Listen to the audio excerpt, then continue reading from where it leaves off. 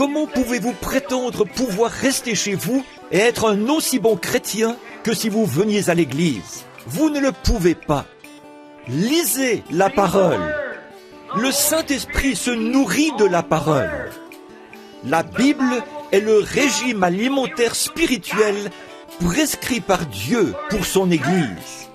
Et le Saint-Esprit est celui qui vous apporte cela et le place dans votre cœur et vous arrosez cela avec des actions de grâce.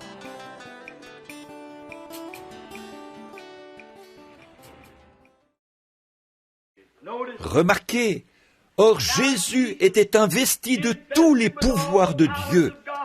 Mais quand il a rencontré Satan, il n'a jamais utilisé aucun de ses pouvoirs. Il s'est reporté uniquement à la parole.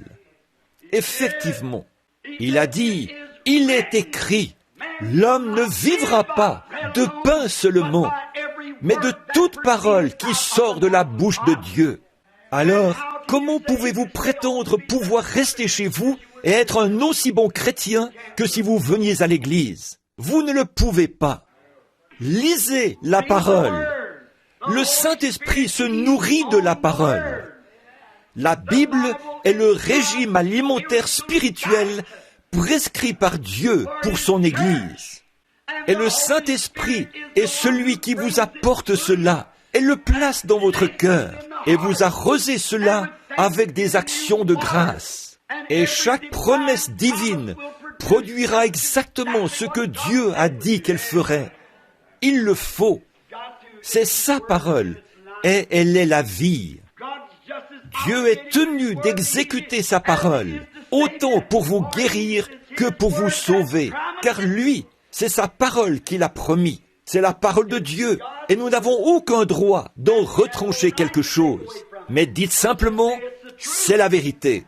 Croyez-la, peu importe ce qui arrive, croyez-la quand même. C'est de cette façon-là que les autres ont dû la croire, et nous n'en sommes pas exclus. C'est Dieu qui avait donné la Palestine à Israël, mais ils ont dû se battre pour chaque pouce de terrain qu'ils ont obtenu. La promesse est pour vous, mais vous devez vous battre pour chaque pouce que vous revendiquez. Le diable verra à ce qu'il en soit ainsi, certainement.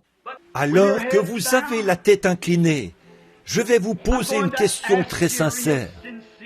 Souvenez-vous, mes amis, pécheurs ou saints, que votre existence ne s'arrête pas quand on vous enterre. Votre âme est quelque part.